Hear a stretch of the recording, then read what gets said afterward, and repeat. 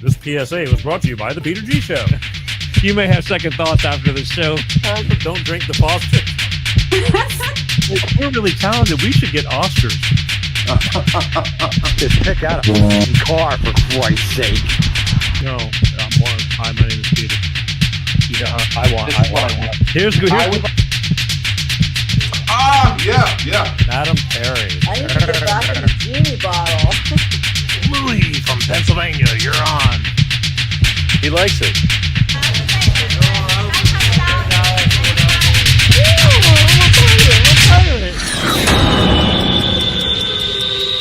It's showtime.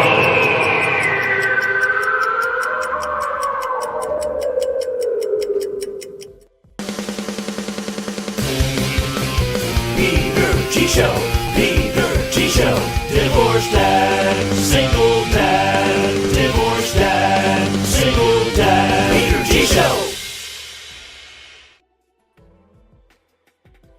That's right, it's showtime. Hey, everybody. Wednesday, February 8th. I hope everybody's doing well. It's been another amazing week. The time flies. I don't know about you guys. To me, just time starts flying as you get older. But it's feeling that way. I mean, I think a lot of people think that, but life is in time. Time is what you make it. But I have one of these things.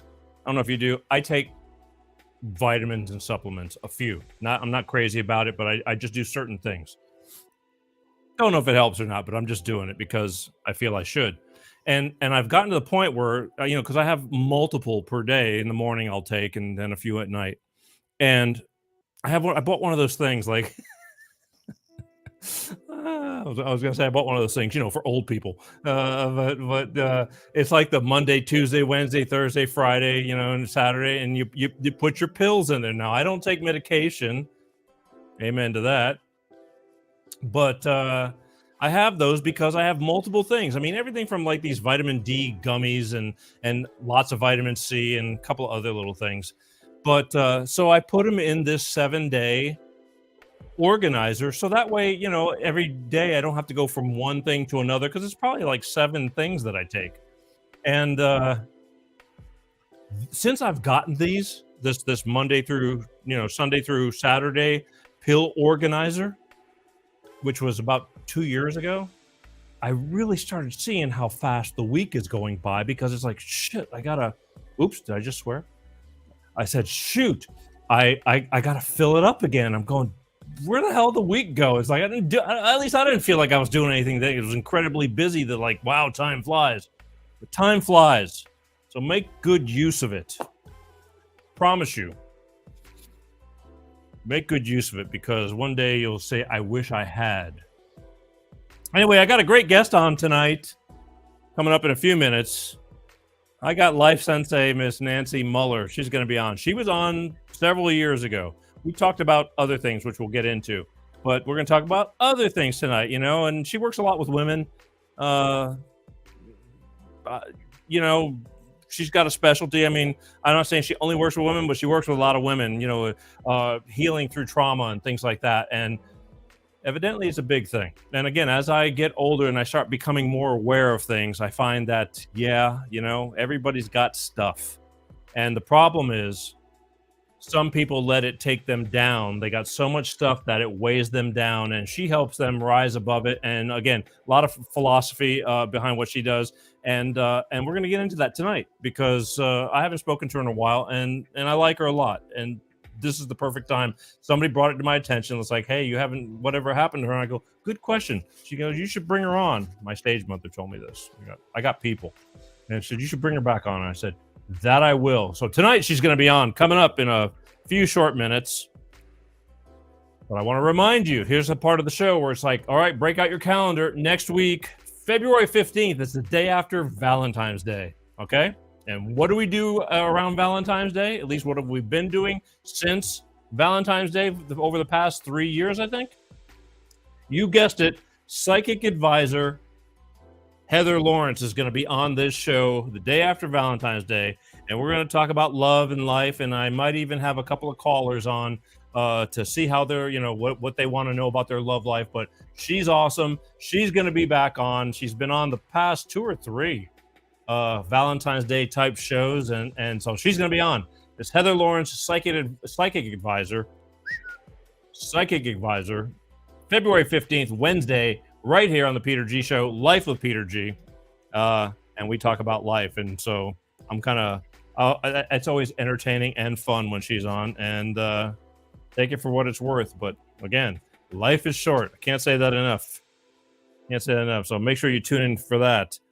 Also, just as a reminder, housekeeping, if you haven't subscribed to the Peter G Show YouTube page, I please urge you to go and subscribe to the Peter G Show on YouTube. Just hit the subscribe button. It's free. It's easy. They've really kept me down from some shows that they didn't like that I did, which I thought were great shows, and many people did agree. But again, we're living in very weird times of censorship and political, dispute and all that kind of stuff. And I still want to stay on YouTube. I don't want to leave YouTube. So even if you're on Facebook and all the other platforms that we're on, Instagrams or LinkedIn's and this and that, do me the favor and just go to YouTube and just hit the subscribe button. It helps you keep up with, if things change, at least you have multi, areas to keep up with us. And when the show is on, it'll notify you that, hey, the show is on. That's always a good thing too. So please do me that favor. Just go hit the subscribe button on the YouTube channel. And as always, I love the people that take the time to watch the Peter G Show. I do, because I know it takes dedication to sit and watch a show, because I have trouble. I want to go watch things too, but I'm busy. But if you're too busy to watch the show, you can always take the show on the road with you with the Peter G Show podcast, just audio. Put an earbud in your ear, Google Peter G Show podcast. A bunch of different platforms will show up. Pick which one you want to go listen to it on. Apple Podcast, Spotify, Amazon Music. There's 25 of them, I think, that I'm on as of right now. And you can take the show on the road with you. We're approaching our 200th live show, but there's actually almost 300 shows, because almost 200 is when we started doing just live. There's also pre-recorded shows. I promise you, there is a topic for everyone. I cover a lot of ground, from the worst of the worst to the stupid of the stupid. Hi, my name is Peter, and this is my show. That's what I'd like to do. So, sometimes we combine all of the above together like a smorgasbord, have a little bit of everything, but there's always something out there to keep you entertained and informed. That's my goal. So I urge you to if you can't watch the show, just and then once you do it and you lock it into your phone or whatever, then boom, all you got to do is hit it and you're ready to go. I watch and listen to the shows a lot when I'm walking, because I put in like 4 or 5 miles at least 5 days out of the week, and I want to listen to hey, how am I doing? Tell me how I'm doing, or maybe you shouldn't. It's okay, but I critique myself. I have to. It's I want to go. It's like, oh, I can't believe that came out of my mouth. Which happens a lot, but on sometimes it's like, not so bad, Peter. Okay, I think we'll keep me. But just tune in, okay? Podcast or watch the show, subscribe to YouTube, all the above. One thing I want to touch on before we move a little bit more forward onto the meat and potatoes of the show tonight, Miss Nancy Mueller, Life Sensei. I want to just take a second and say, I don't know if you guys watch the news or paying attention, but our hearts go out to the people of Turkey and Syria. I don't know if anybody has paid attention to that, but holy crap. Living out here in California, understanding earthquakes. I hate earthquakes. I was in the Northridge 1992 earthquake, and I'm telling you, I am like a cat. I do not like it. The hair stands up on my arms, and even the little bitty rockers or shakers are not fun. They had several devastating earthquakes that have taken down buildings, and thousands are deceased and have perished in this earthquake, and they're going to find more. They had rescue crews. They sent out rescue crews from Los Angeles, and I was seeing this little bitty spot all the equipment and dogs and people that are going there trying to get there, because there's only so much of a window where they can say that whoever's buried in the rubble can survive. And my heart goes out to them, and God bless these people that are taking the time and risking their lives to go out and try to save these people, or in the worst case scenario, recover. But I hope that nobody ever has to go through that kind of stuff. And as I said, if you think your life, sucks, or, be grateful. I promise you, be grateful, because it could always be worse, always. And that's a fact. But I just want to take a second and touch on that. Pray for these people. And believe me, it could always be worse. Coming up in just 2 minutes, I have Miss Nancy Mueller coming on, Life Sensei. But first, I need to hear from my good friends from Clean Start Products and the DX1 driver, and we'll be right back. Let us help you with the high price of fuel. Hello, I'm Ty Thompson at CleanStarProducts.com. We can optimize your engine, saving you money and gas. Here's how. Our program works the same with gasoline and diesel engines. Whether you're using a car pack or SUV pack, the instructions are the same. Add 1 bottle to your engine oil, and each time you change your oil, add 1 bottle to the fuel tank each and every fuel fill-up. It's that easy. You get 10% fuel economy on average, lower emissions, and increased horsepower. DX1 sells for $2 an ounce, so for just a few dollars a fuel tank, you can optimize your engine, saving you money and gas. Come on, give it a try. It's the finest green-grade oil in the world from a California environmental company. You're going to feel it when you drive. Order online today. We'll get it out right away. CleanStarProducts.com/shop. That's right, CleanStarProducts.com, the DX1 driver. Let's face it, folks. Cars are expensive. They're crazy expensive. Gas, don't get me started. Always going to have issues like this. Why not take care of your car, which is going to increase up to 10% fuel mileage just by adding this little bit additive into your car? And it's scientifically proven. It's been approved by the California Air and Pollution Commissions, or whatever they call that stupid, here's the thing. If it can pass California emissions control, it can pass anything. And look at the size of the bottle. This is my hand. Now, I don't have a small hand, but it's not a large hand. It's a good size hand. But this little bitty bottle, all you do is just add it to a clean oil change. You put it in there, okay, for a few dollars. Put that in your thing. And that's it. Every oil change, you put this in. And then if you really want to get it going, you put it into your gas. Every fuel fill up, you put one of these into your gas tank. You're going to get up to 10% better gas mileage. It lubes up your engine. It lubes up and cleans and keeps everything running at optimal performance. It gives your engine more lubricity. Why wouldn't you want to reduce the friction? It saves the wear and tear. It's going to make your car last longer. I'm a car keeper. I don't just buy new cars. Biggest waste of money. Everybody likes to be styling, but I'm practical. I still drive a 1934 Ford, and I just have to, because I can't afford a new car. All right, it's not 1934. I am sorry. I lied. But it's not new. And I love my car. And I want to keep it running longer. So I use this stuff, and it works. And it's like, take care of your body, and your body will take care of you. Because I promise you that a third-class car is better than a first-class walk. All right? You can always contact Clean Start Products at CleanStarProducts.com. Talk to them. If you have questions, they'll talk to you back, and tell them the Peter G Show sent you. And again, worth the money, because gas is just it's been crazy, and just don't think it's ever going to get too much better. It's like a roller coaster, but at the end of the day, you're still taking care of your car to not make it work as hard, and that's a great thing. So go to Clean Start Products and talk to them. All right, get you some DX1 driver right here, little bitty bottle. All right, without further ado, as promised, told you I was going to bring on Life Sensei, Miss Nancy Mueller, and I always keep my promise, because that's the way I roll. So without further ado, ladies and gentlemen,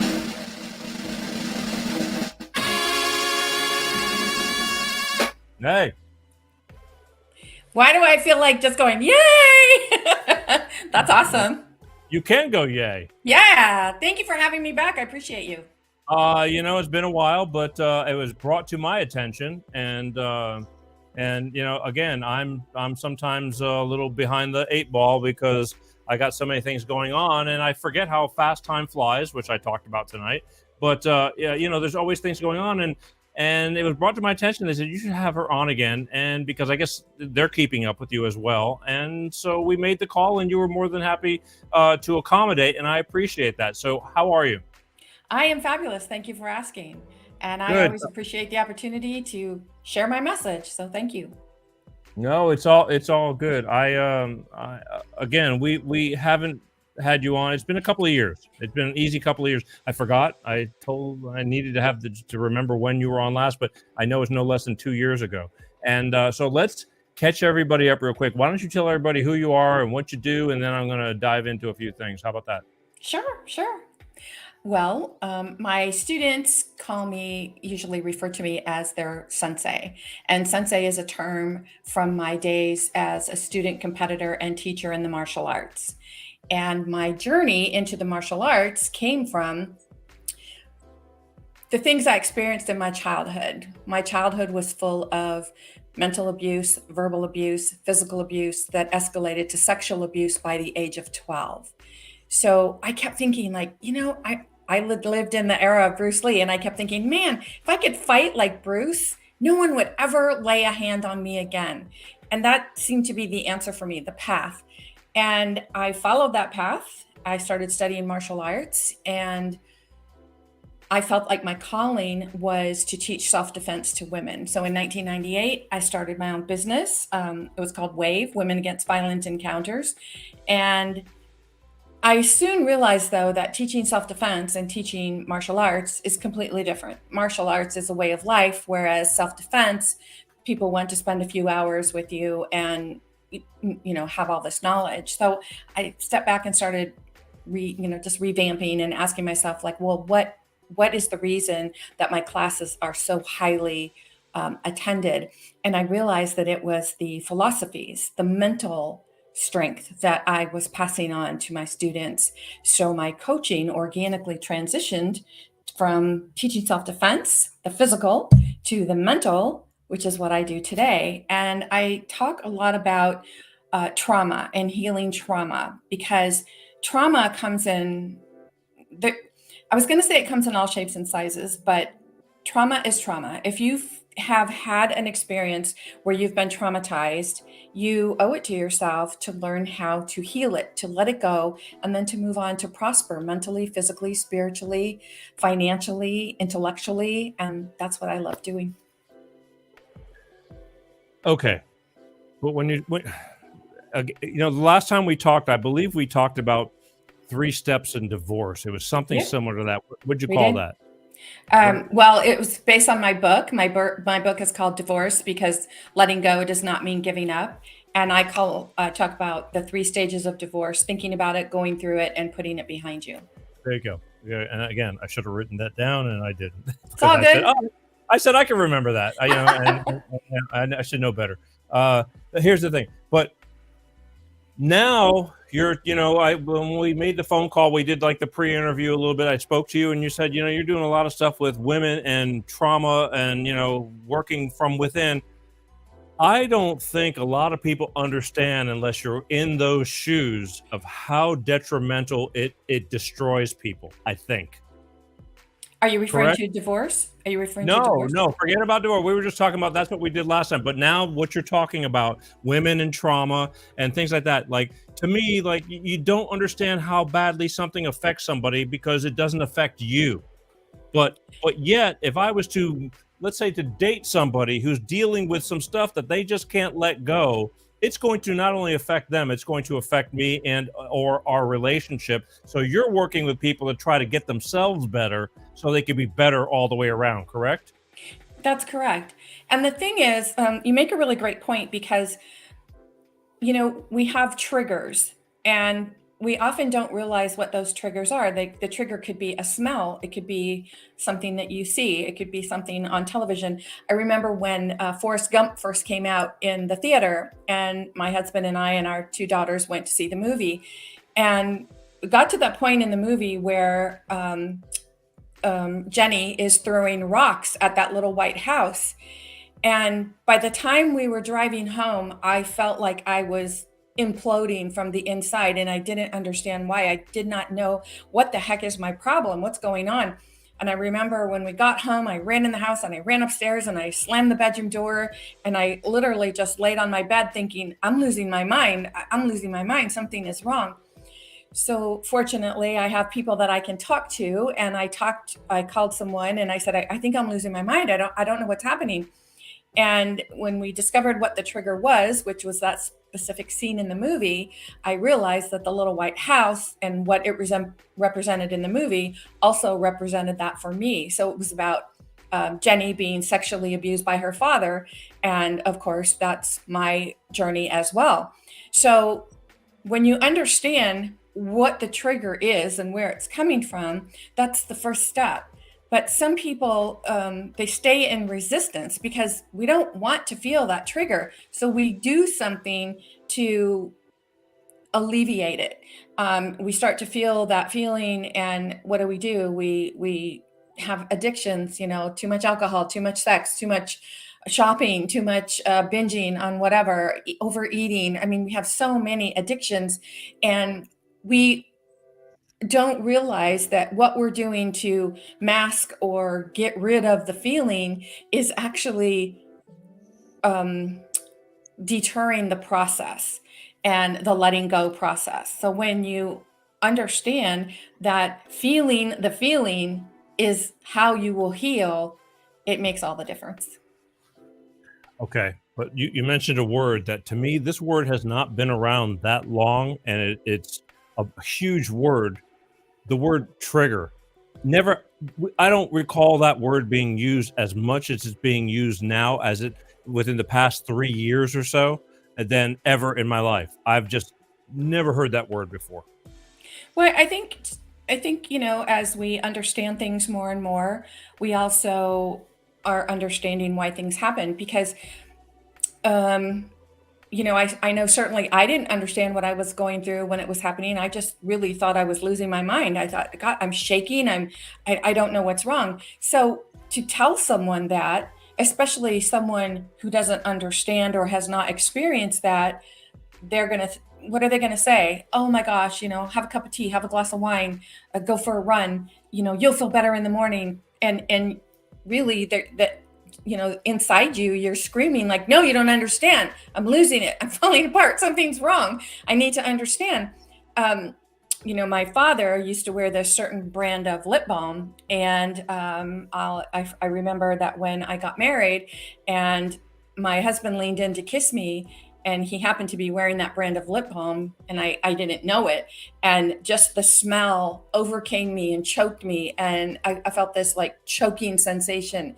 And, so I had to walk away and regroup and understand what was happening.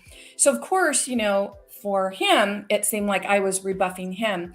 And I really like what you're talking about when you were leading into the show tonight, because you talked about, hey guys, she mostly works with women, but it's important for us to know, what women are going through. And so when, a woman is reacting a certain way, and it's not about gender. It's not. This happens to everyone, but if it's for the sake of this conversation and we're talking about, gosh, I leaned in to kiss you and you just went all Rambo on me. What the heck is your problem?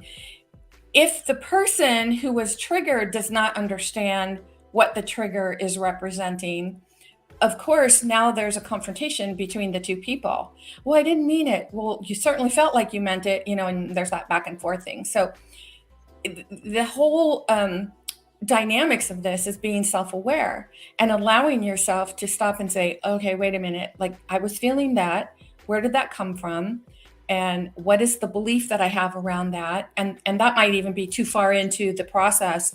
It's simply stopping and saying, whoa, that really had me, feeling all sorts of just not feeling well at all. And it's always about identifying what you're feeling. If you watch any of my videos, I'm always saying your feelings are driving the bus of your life. So wherever you're going in your life, your feelings are taking you there. But most of us were not taught to feel our feelings. And I was raised in an Italian household, and I laugh because I could just imagine when I was a little, if I had said to my mom, Ma, I'm kind of feeling sort of weird, like all strange inside. I can tell you what she would have said. She would have said, "What the hell's your problem? Go outside and play. You're fine."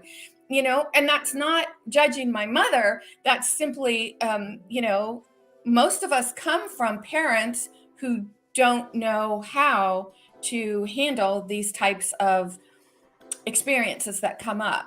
So when we're used to dealing with things in a certain way, we're like, oh, okay, I'm feeling out of sorts, so I'm going to go outside and play and get out of my mom's hair. That's what we do. I get it. But, when I talk about that, you mostly work with women. I mean, and you said, well, it's not gender, it runs on both sides. I mean, because how many men, and I never used to realize this stuff because I was just running through life, but suffer from depression, which leads to suicide, which like you go, I never knew. It's like, so the word trigger, I mean, to me back in the day, or not even back in the, up until this word really came about. I mean, to me, it's like, something set her off, or something set him off. It wasn't a trigger, but to make you go south, and I mean, really go south. I mean, believe me, I've experienced this personally, a lot, and I'm kind of fortunate. I mean, I know I'm crazy, but but it's a prescribed. I mean, I know what I'm doing when I do it. But there's a lot of things that people are doing, they just can't help it, and that's kind of harsh. And how do you deal with something like that when you don't know it exists, when you're dealing with another person or encountering another person, hence a relationship? That's a tough part. Well, the main thing is no one is responsible for another person. We are all responsible for ourselves. And I think that, through the years of being raised on fairy tales and that kind of thing, we think, oh, this perfect person will come along. And if you really love me, you would know what's wrong with me.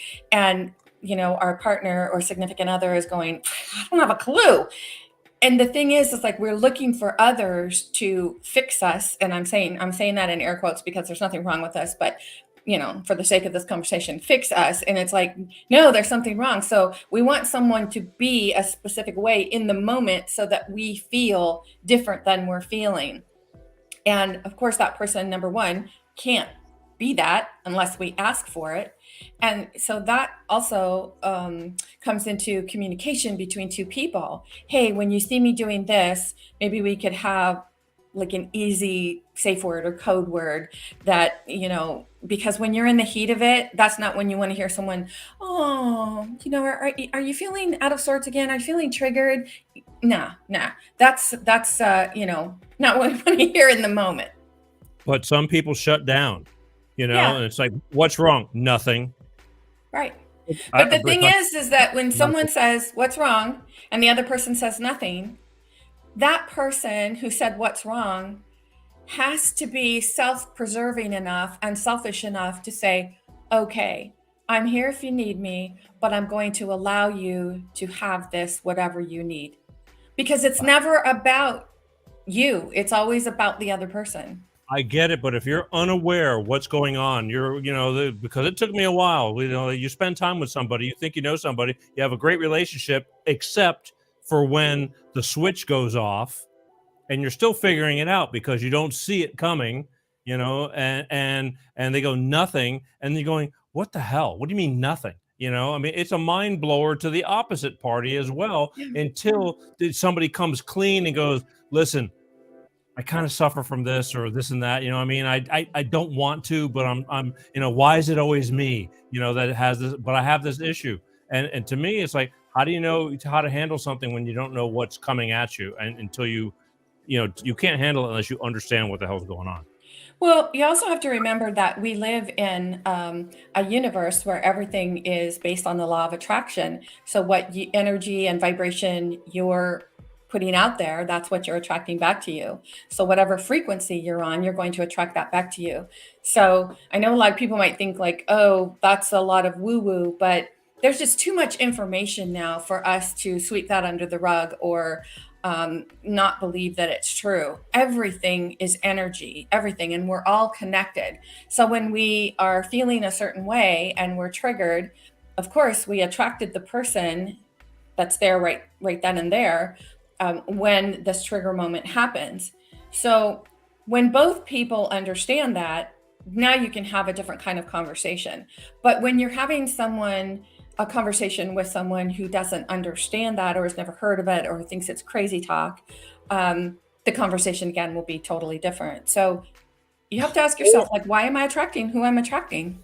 No, okay, but the thing is, you can't ask yourself what if you don't know it's getting ready to happen, because again, in the beginning stages, let's say I'll give a not an example. Let's just make something up. Everything's going great. Somebody's attracted to somebody. They start hanging out. They start seeing each other. Life is good. They're having a lot of fun, kind of, sort of. And then all of a sudden, out of the blue, the here comes that thing that you didn't know was going to come, and it hits you right in the face. And all of a sudden, like, somebody goes into self-destruct mode and just puts it on you, and you're dumbfounded. It's like, where the hell did that come from? You don't know, because you haven't spent enough time to know. It's like, here's the first kick in the face, unintentionally. And I think that person, eventually goes, only they know what's going on. Well, think about it. When we first start a relationship, what do? We always put our best foot forward, right? Yeah. For women, we don't want to be seen without our makeup, and we always want to have our best foot forward. But as the relationship grows, we start showing different sides of ourselves. And so when something like this happens, this is an opportunity for growth in the relationship. It truly is. Now, what you do with that growth, that's completely different. Do you say, oh my gosh, I didn't realize that you get triggered by this. Do you want to talk about it? And if you're with someone who says, no, I don't want to talk about it. See, you have to look at yourself and say, why did I attract a person who is going through this and doesn't want to talk about it? Where am I vibrating? What frequency am I vibrating on that I attracted this person? And when you would first attract someone into your life, when you first start dating, you're both on a frequency of, that, oh, this is going to be great. This is going to be different. But that's why everything starts with you, meaning each individual starts with us. And when we know who we are, when we can stand in our own authentic being of who we are, now we can have those conversations that come from a loving space rather than conversations that come from fear. Because every choice is a choice that either comes from love-based feelings or fear-based feelings. That's the way that it works. Well, you just said it. It's a choice, and some people just don't. No, I'm the kind of guy, like, I lay my cards out on the table. I mean, I'm not gonna, because you said it yourself. If you spend enough time with somebody, if they got skeletons in the closet, like if I came off saying like I'm some rich guy or this and that, and I wasn't, which I'm not. But if I came off and trying to play big shot or this and that, if you spend enough time with somebody, they're going to figure it out, So why, I'm not all into, if you say that's why I just say what I say, because I am who I am, and I don't have to remember what the hell I said, because it is what it is. Yeah, but there are people who, are trying to put a facade out there. Maybe they don't like who they are, or maybe they're aspiring to be different and they haven't quite figured out, what that path looks like. I mean, people misrepresent themselves for all different reasons, not just because they're trying to, get something by on another person. But look at social media. I mean, people are always like taking selfies and look, I'm having a wonderful life and da da da da da. But yet they go home and they're a wreck. So we're always trying to put our best foot forward. We're always trying to, let the outside world see that everything is sunshine and chocolates for us. And that's not the way life is. But, and depending on why you're doing it, are you doing it because you want that recognition? You feel whatever people are doing it for. It's, again, important to understand, what are you feeling? Why are you feeling it? And how is it driving you? I believe you. I do. And with the social media is the worst. I mean, I'm getting ready to, in a couple of weeks, I'll finally get a show to myself where I could vent and talk about things. And I'm really going to touch on filters and people who are just need the attention on social media, and, everything's looking glamorous. And this, I got, and TikTok with all these women that just, have 200,000 followers for shaking their butts, and they have nice butts, but at the same time, take that TikTok away for $15 a week they make off of that kind of thing. It's like, what do you know, there's what else you got, you know? But we are not perfect. Everybody is, we all have our little things, and I get it. You're gonna have to learn that no matter how much good there is, there's probably some give and take between each other. You know, like she does this. It's like she starts getting a couple of glasses of wine in her, and she starts getting loud, and I'm going, you know, I kind of gotta, like, you almost want to reel her in, but there's so much good stuff I love about her. I think I can tolerate that. You know what I mean? Because it doesn't happen all the time, and vice versa. But at the same time, when they go into self-destruct mode, a male or female, and all of a sudden the switch goes off, that's a tough one. That's when you get deeper into the whole pit, and you're going, do I want to deal with this? Or, you know, because they're just trying to destroy everything that we got going on good, and I thought everything was good, but you just blew me out of the water. Well, and again, we'll go back to choices. You know, everything is a choice.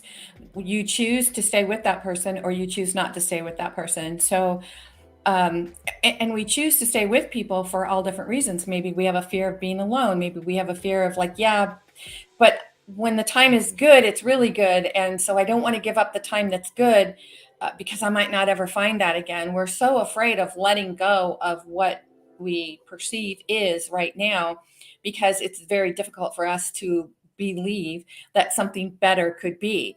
And then, of course, like, what are your thoughts and your beliefs about what could be? Because if you have judgment of yourself of, like, oh my gosh, who am I? Who do I think I am that I'm looking for something better? This person is a beautiful person. I really love and adore him or her. And to think that there could be someone better. I'm being unfaithful, untrue in my mind. And this is why, you know, when I talk about the 3 stages of divorce, it doesn't necessarily talk about marriage. The 3 stages, when you think about the first stage, when someone is thinking about divorce, it's because you have this either or understanding of the way things are. Well, things aren't working out, so it looks like we're going to have a divorce. But when you understand there's always a third option and a fourth option, but most of us aren't taught to look or find or understand those third, fourth, fifth options that there are. Because when you're thinking about the divorce, it's because there's something going on mentally or in your environment that you're not happy with. You don't like how you feel about it. So when you are looking at it and you're saying, well, I guess the only option here is get divorced. So when you can look at other options and understand that there are other options, it's a beautiful thing when you can actually heal the relationship and stay in that relationship. But that's why, however you go through one stage affects the other 2 stages. So if you decide, no, divorce is the way, and then you're going through it, how are you going through it? Is there blame? Is there pointing fingers? Is there, you know, animosity, anger? All of this comes up and surfaces. And a lot of time that's because you didn't address these things during the marriage. And again, that goes back to what we were talking about earlier when I say, you know, we're not paying attention to our feelings. We're not being true to who we are. Everything is about being selfish. It really is. And most of us were taught that being selfish is wrong. And there's no right or wrong. There's just how you feel. So if your needs aren't being met and you're trying to get your needs met, and your definition of that is you're being selfish and being selfish is wrong, then you're not going to try to get your needs met. So it's like that vicious cycle that just keeps going around. And, you know, if you come from a childhood where there's divorce and, you know, you're being triggered by that, you know, triggers happen. Trauma is, there's all kinds of trauma that happens. It's divorce. It's, you know, it could be violence, it could be sex abuse, it could be child abuse, it could be seeing someone. I remember driving on the 405 and there was a motorcycle down on the side there, and there's a guy his body was covered with a tarp. And I remember it affected me so strongly. And I went home and I was talking to my husband and I was really shook up. And as I talked it through, I understood, first of all, it was a horrific thing that happened because obviously this man passed away. But secondly, it's because my brother, who I love so much, rides a motorcycle everywhere. So of course, you know, that's where my mind started going, like, you know, what if? And those what if things are what triggers us. I get it. but beyond divorce, and just in general, when you're meeting somebody, and we're going to talk about, because it's like if you make it to marriage to get to divorce, my problem is you're meeting people and people living with their own ghosts, their own skeletons, and how they deal with it. Some do better than others, okay? But there's a whole bunch of people that just have these issues, and you meet somebody and you go, God bless it. It's like 95% of this person I really dig. I like this person a lot. It's like, but that 5% is enough to put all that right in the dumps, because when it shows up hard and strong and out of the blue.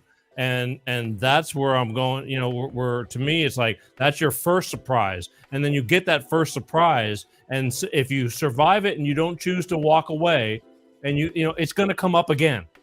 And it does. Well, because it's triggering something in you. So instead of looking at that person and saying, oh, you are wrong in doing this, or however you're working it out in your mind, the question to really ask yourself is, why am I attracting this? What am I learning from this?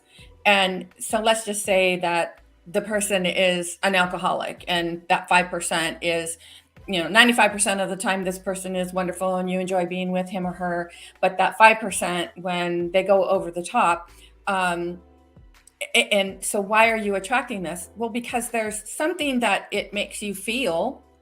Maybe, you had a parent that was an alcoholic, or an ex-spouse or something. So the question is always, how does this make me feel? What is this bringing up for me? And the secret is to not repress what you're feeling, because we don't want to look at those things. And because we don't want to look at those things, we're actually keeping ourselves from the healing that's being offered to us. And when you feel the feeling and you say, oh, okay, I get why this is coming up. Because the thing is, see, that's the way law of attraction works. You will keep attracting to you experiences in order to learn what you're meant to learn from this. And if you keep resisting it, you're not going to learn. So the law of attraction says, okay, well, that's good. I see how you handled that one. Well, wait till it comes around again and we'll send you something even stronger. So it's always about us internally. It's like, yeah, that was so good. Let's get our ass kicked again, because to me, it's like when you see those signs, at least the way I'm kind of feeling nowadays, it's like, oh, this, as good as this is, I'm going, this isn't going to work, because now you're asking somebody to have to change something that is so deep and hard that it's not going to change. That one little thing, it's like everything else is great. Not that, I'm great or anybody else is great, but the trade-off is I guess the request is beyond what if it could have been done, it would have never shown its ugly head in the first place. Well, and whatever feeling it's invoking in you, you look at that and you say, why am I attracting this? And then you have the opportunity to work through it. And once you do, and you let it go and you heal it, you won't attract that in a person. You won't attract a person with that trait anymore. You say that, but 20 years later. Well, so if this is you that you're talking about, and you're continually doing it. I'm just trying to get a joke in there, So I always feel like, I get the crazies, but I say that lovingly. Okay. Well, that's why, it can be hard dating, because when you hear people say, oh my God, I keep attracting the losers, or these people, or those people. Well, when we keep attracting the same traits, people with the same traits, it's because there's something we're being given an opportunity to heal. And if we don't heal it, we will continue to attract people with those traits. And I don't even say like people that are trying to save somebody or anything like that. I really, there's you got that too, that people think they could fix you or do something of that nature. But I just think that sometimes you're just drawn to what you're drawn to, and you got to start from somewhere until you find out. To me, that's the last thing on the list that you start finding out is like, a locked closet door to see, because everybody's holding back, they think they got it under control until all of a sudden a button gets pushed and out comes its ugly head. Yeah. When they're triggered, they're triggered. And if neither person knows what to do with that trigger when that trigger happens, then there's going to be conflict. Yeah. Well, look, I mean, I keep getting, again, my show needs to be a 3-hour show. Tell me what you're doing with the people that you're doing it with and how you're helping them. And, is it working? I mean, because you obviously have a steady flow that's going on. You've been around, you haven't disappeared. So I know you're doing, but tell me what you're doing, with all this and how it's going for the people you're working with. Well, I do a lot on social media. I have a YouTube channel, and for me, it's about continually sharing messages because I'm not here to say, you need to fix this. That's not up to me. That's not my journey. I'm not here to help anyone, to heal anyone. That's all up to the individual. But if I can keep sharing messages based on my own experience, based on the experiences that I've had working with my own students and clients, then the person who is looking for that information will come across it if, when they're ready, and they'll say, it opens a door in their mind. They'll be like, whoa, I never even thought about that. I've worked with people who have survivor's remorse. I've worked with people who have had traumatic experiences through physical violence, rape. And it's what we keep saying to ourselves, like, oh my gosh, I'm a bad person, or I was in the wrong place at the wrong time, or everything is about the self-talk that you have against yourself. And it's not, it's also people who judge themselves about what they think of as a level of trauma. And there's no level of trauma. Trauma is trauma. I mean, if you, I don't know, go to the grocery store and they're out of your favorite butter and you're like, oh man, I really need that because I was going to do X, Y, and Z. That can be traumatic. And someone who has experienced a trauma of another trauma, like sexual abuse or violence, and they're like, what? You're talking about butter and I'm talking about this? There is no level. There is nothing like, your trauma is worse than my trauma. And when we get to that point, then basically what we're doing is we're arguing for our right to be a victim. And that's where we all can learn from this and say, oh, okay, what kind of conversations am I having? Am I judging other people? And it's practicing the art of non-judgment. It's practicing the art of being happy. What makes you happy? Knowing what makes you happy. Because your life will start to change when you step out of those familiar feelings. My feelings growing up were feelings of guilt, remorse, shame, degradation. As children, we create our beliefs based on how we view the world and how we intuit the way the world works, and whatever we believe is going to keep us safe. Everything we believe is created between the ages of birth to 8 years of age. So as a child, you don't know words like sex addiction, alcoholism, those kinds of things. And you just know that you are being punished all the time. So my child self, when my father would make me strip naked in front of our family and beat me with a fiberglass fishing rod, I thought I was bad. What did I do? I don't understand this. The pain that was being inflicted upon me and the humility was like, there's something wrong with me. I'll be better. I'll be better. I'll be better. So your child self is always trying to be better. And we hold on to those feelings and those beliefs, and we bring them with us into adulthood. And so then we have that hyper vigilance of, always trying to, be happy, make people smile, and be that people pleaser, because that's what we learned works better as a child. But it's understanding like, okay, so why do you feel this way? Why do you feel shame? Why do you feel guilt? Why do you even allow these feelings into your parameter? And it's not about going back and trying to remember what happened.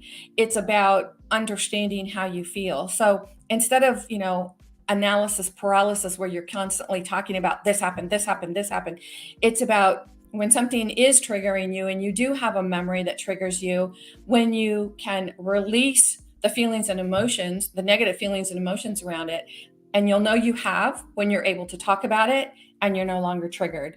You no longer have that negative overload when you talk about it.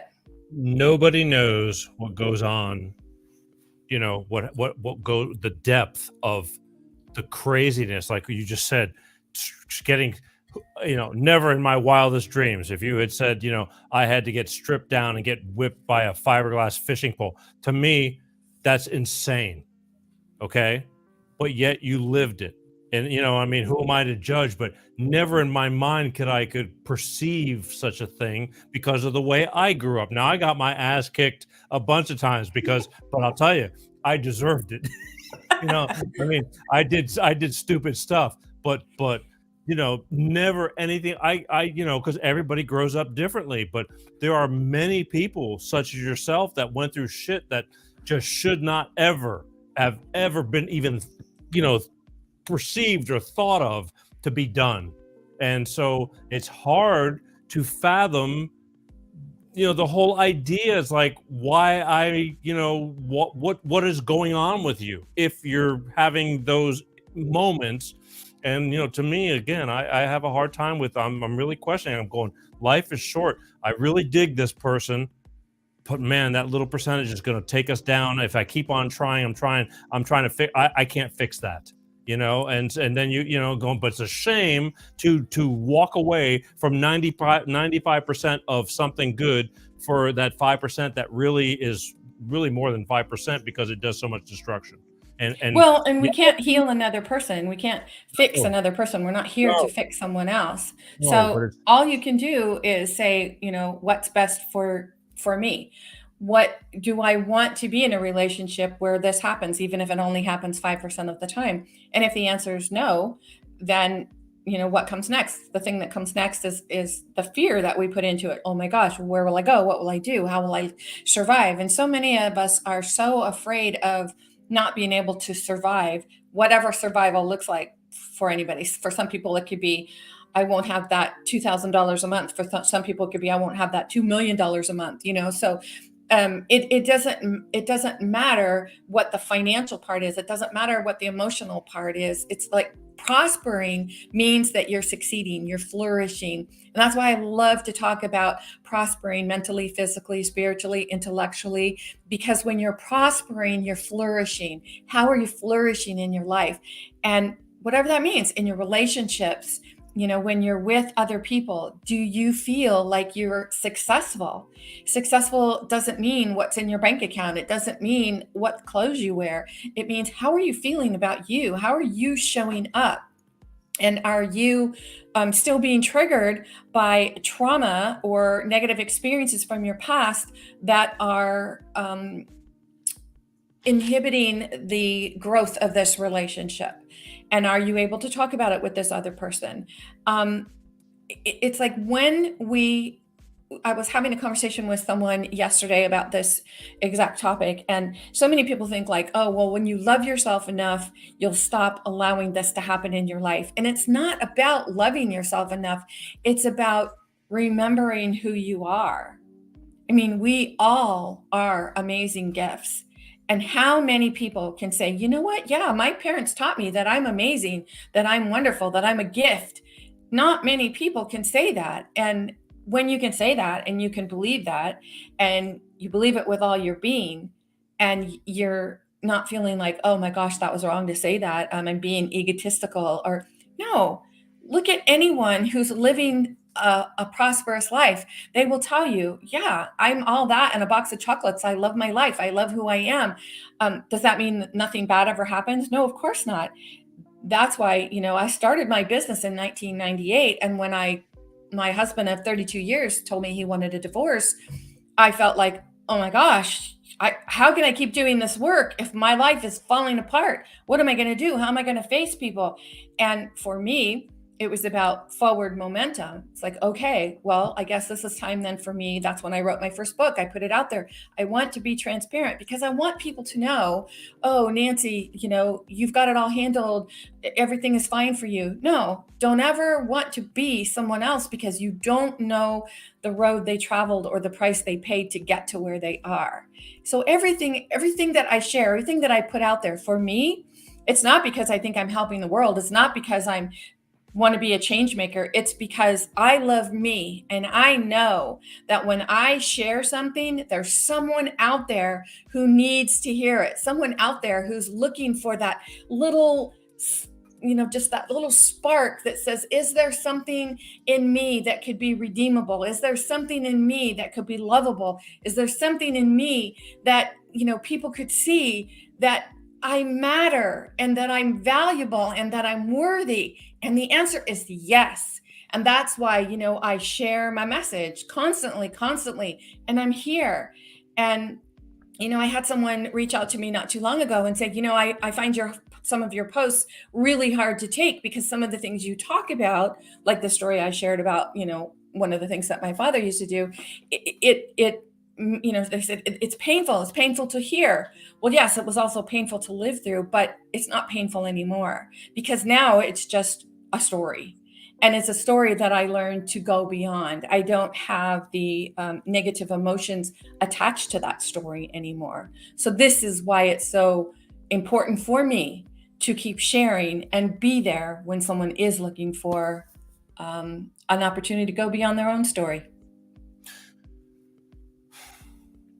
I have people in my life that I know that their life is just beautiful. I mean, they're fortunate enough to live a decent life, but then you have those people. I know a lot of people that do have the damage, and they accept the damage and still function, but they blow things up and just go, oh, well, it's just the way I am. I am what I am, and they won't stop doing that. So it's a constant cycle, not necessarily like really bad, but enough to where it's like, it's like if you could just stop doing that, you'd probably be even better. I mean, and they function, have successful businesses and or this and that, but they got that little idiosyncrasy that they're not willing to let go of, that when it does explode or the switch goes off, they go, oh, well, it sucks, but I am who I am. So, well, and it's always about the people in their life. When the people in their life finally decide, I want to stay away from this negativity. But then what happens next? We have that conversation in our head, right? Like, well, that's my best friend. I can't just leave him or her or drop him or her. Right. What will happen to them? We're always trying to be responsible for someone else, and that's not our job. Our job is only to be responsible for ourselves. I know, but it sucks because you feel some kind of commitment, or you were, again, if you're attracted to somebody, let's say it's opposite people or whatever, it's a relationship, and you're going, God, it's just, this sucks because I truly dig being with this person. But anyway, look, time is so quickly getting away from us. Why don't you tell everybody how they can get a hold of you and what you have to offer if they come and visit your website or you, and because again, I could have a 3-hour show, but we're already up at the top of the hour again, and I'm going to go over, but that's okay. Okay. Well, the best way to get a hold of me is masteringyourbeliefs.com. Visit my website. I have something there for everyone. There's an online course, there are books, there are free download, because everything is about how you feel. So understanding how to go from negative feelings to positive feelings, I have that in 4 easy steps. It's a free download. Start from wherever you are. And if this is calling to you, if anything that I've said here tonight is calling to you or resonates with you in any way, visit my website and just pay attention. What draws you, what calls to you, and follow your intuition. It'll always lead you in the right direction. That's right. You have a child, right? I have 2 daughters, 4 grandchildren, 1 great-granddaughter, and another great-granddaughter on the way. Okay. I didn't remember all that. I thought you had a daughter, but I have a daughter, and it's my one and only. But,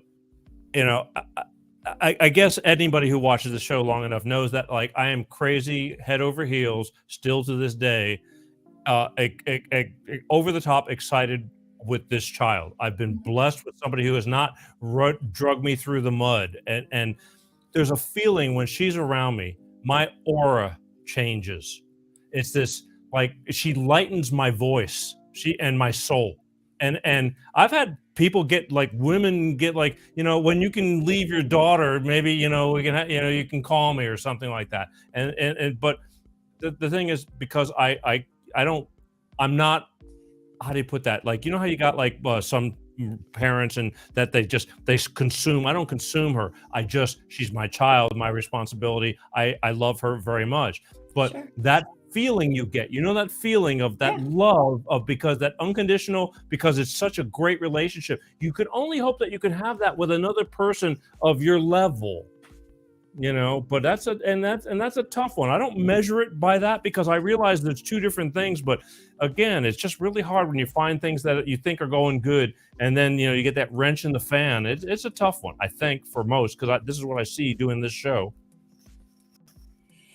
Well, so what I hear you saying is you're looking for a relationship where you feel that euphoria being around another person, like that euphoria you feel being around your daughter. That's what you're looking for. Right. And not necessarily me personally, but I just know that how, like, and enlightened, and just how just uplifted you feel with that person. Yeah. And you can get that with other people. But the thing is, it's just, again, it's to me, I think it's the thing that everybody deserves, that Sure. feeling. And So she's what I refer to as one of your happy thoughts. And one of the things that I always encourage my clients to do is to create a happy list, things that make you feel happy. Literally, when you read through this list, you're like, oh yeah, I read this and this makes me feel happy. And it could be anything. Like for me, one of the things on my list is iced tea with a lot of ice. I love that. It makes me happy. When I order iced tea out in a restaurant and I ask for extra ice and they bring it that way, I always tell the server, thank you. I love this. This is on my happy list. They might look at me like I'm a little nuts, but I take the time to feel the experience. It's so important. So your love for your daughter and how you feel about your daughter, that is so strong within you. And that's one of the things on your happy list. So when you walk around feeling that feeling more often than not, or when you notice you're feeling something negative and you can draw on that feeling, oh my God, your life is going to take off like a skyrocket because you're keeping in that vibration. Maybe my expectations are too high, but the Negative. thing is, Negative. I think it's because I think it's a great feeling. Now, again, when I get somebody who says, "Well, then you should just, you're just, too into your daughter," it's like, I'm not. That feeling is a feeling, and that's a feeling you want to have with somebody. And when they start hitting some low blows, and I got called out by somebody, because a Christmas card. I have Christmas cards with my daughter and I on it. You know what I mean? Sure. It's like, well, it's a Christmas card. You know what I mean? What am I supposed to do? And they literally got like upset about it. Like, in other words, like, I should let her go. And it's like, But imagine, so what you're talking about with your daughter, that is not an experience that I have ever had. So, right. So perhaps those people who are judging you have You're not right. experienced, You're and I right. say perhaps, but it's truth, that they have not experienced that euphoria. It's never about you. It's always about them and what they're dealing with and what they're working through. I hate to say it, but I agree. And again, love is love. I love everyone, and I do, but there's different levels of it and different ways to go about it.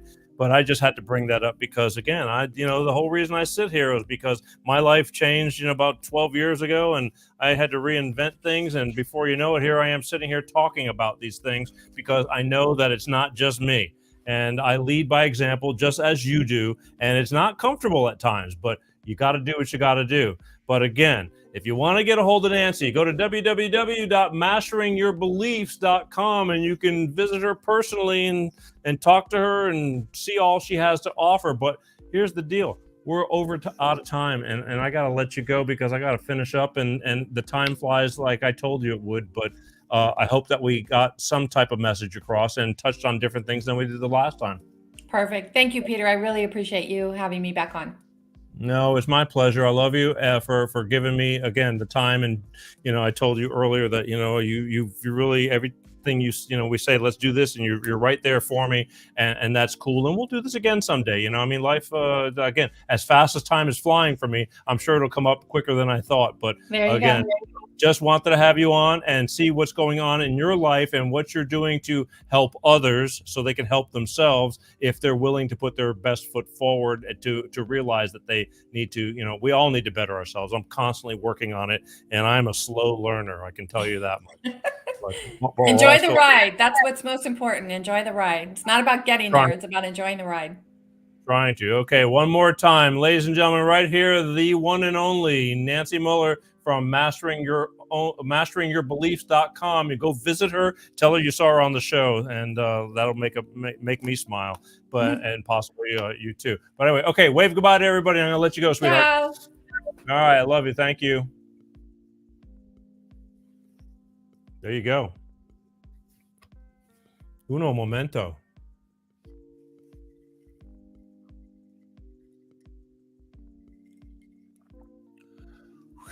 Smooth. Sometimes life is really uncomfortable. Actually, a lot of times life is really uncomfortable for a lot of people. I know people that are so uncomfortable in their own skin. I'm kind of fortunate. I know exactly who the hell I am, good or bad, and I'm willing to work with what I've got. And I am a work in progress, but I still love who I am and what I do. I mean, I've been fortunate, but a lot of people don't have it that easy. A lot of people struggle with who they are. And it's hard. It's real hard. And then you're fortunate enough to have shows like this that talk about things like this, and show people like Nancy that you can go even deeper into these kind of things, that offer these kind of things, that don't just, go, well, that's your problem. No, it's more than just your problem, because your problem is going to radiate into other people's problems or lives. And I don't think anybody grew up and said, I want to be miserable when I grow up, or I want to be a crack addict. Can't wait till I get old enough to be a crack addict and things like that. And, nobody knows what's going on. There's a lot of people that you'd swear to go, I didn't see that coming.